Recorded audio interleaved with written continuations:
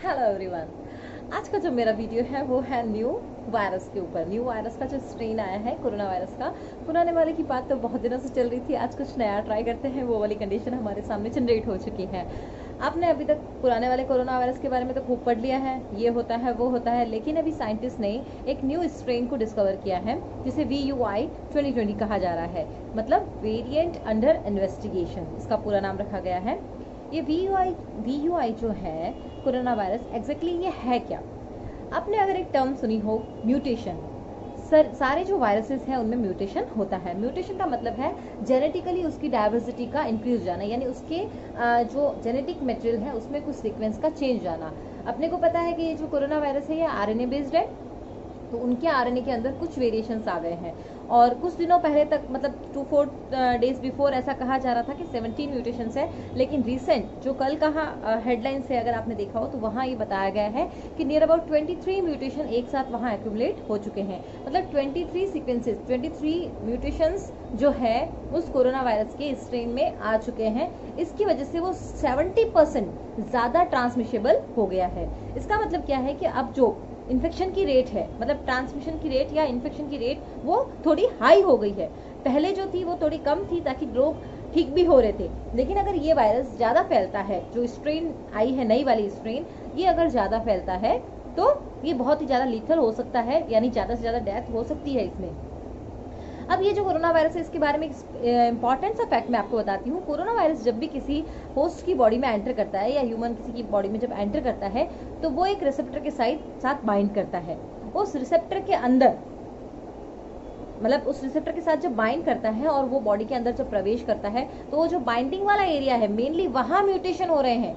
जो बाइंडिंग वाला एरिया है कोरोना वायरस का, मतलब जो स्पाइक प्रोटीन होती है उसकी एनवेलप के ऊपर स्पाइक प्रोटीन होती है, उस प्रोटीन की हेल्प से वो हमारी बॉडी के अंदर जो रिसेप्टर्स है उससे जुड़ता है। मतलब कुछ इस तरह से ऐसे स्पाइक्स निकले हुए होते हैं, और जैसे मान लीजिए ये आपकी बॉडी का रिसेप्टर है, इस रिसेप्टर के अंदर ये स्पाइक प्रोटीन इस तरह से जाएगी और बाइंडिंग हो जाएगी।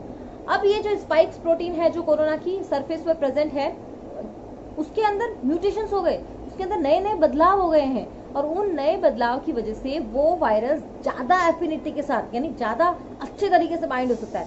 तो हम जो वैक्सीन बना रहे हैं, कुछ हद तक अगर ये इसी तरह म्यूटेट करता रहा तो जो बनने वाली वैक्सीन है वो कोई कारगर भी नहीं होगी, अगर इसी तरह म्यूटेशन बढ़ते गए तो। वैसा कि साइंटिस्ट अभी बोल रहे हैं कि हमने जो वैक्सीन बनाई है वो इतने से म्यूटेशन को बियर कर सकती है, यानी अभी तक हमारी वैक्सीन के इफेक्टिवनेस पर कोई क्वेश्चन मार्क नहीं लगाया जा सकता।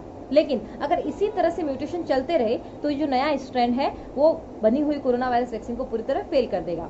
देखिए, अब इसमें एक चीज और आपको पता होनी चाहिए कि जो नया स्ट्रेन बना है इसकी ट्रांसमिशेबल कैपेसिटी तो अच्छी है, फिर इसके साथ जो इसके जो स्पाइक प्रोटीन होती है उसमें मेनली कहाँ पर म्यूटेशंस नोट किए गए हैं वो है N51Y। ये इसका एक बाइंडिंग जो एरिया है, मतलब इसका जो स्पाइक प्रोटीन है वहां पर वेरिएशन ज्यादा ढूंढे गए हैं। एक्चुअली होता कैसा है, जब कोई वायरस बहुत ज्यादा लंबी जनरेशन को इन्फेक्ट कर देता है तो उसके ऊपर लोड बढ़ने लग जाता है। यानी आपने देखा होगा ना, एक जनरेशन के बाद इंसान अपना लुक चेंज करता है। यानी पहले जमाने में हीरो हीरोइन कैसे होते थे, ढीले ढीले पैंट पहनते थे और लंबे लंबे कुर्ते और टाइट टाइट कुर्ते वगैरह से।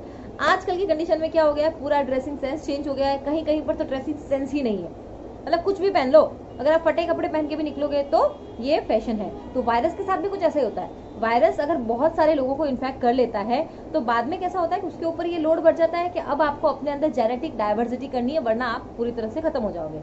यानी परिवर्तन संसार का नियम है, तो उसी तरह जो वायरस है वो भी अपने आप में परिवर्तन करता है।